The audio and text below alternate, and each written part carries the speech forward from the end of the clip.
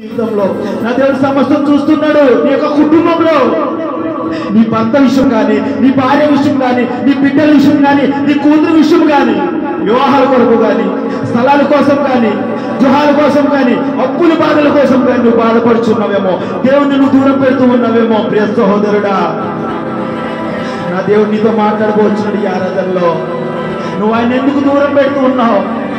ఇంతవరకు నిన్ను ఆయన రెక్కల చాటు ఎంతగానో భద్రపరిచినందుక నువ్వెందుకు దూరం పెడుతున్నావు?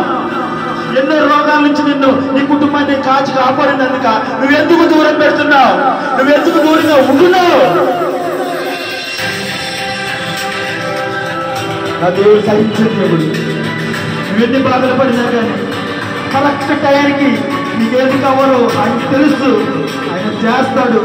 అంతవరకు ఆయన నమ్మకంతో, విశ్వాసంతో మనం ఎదురు చూద్దాం.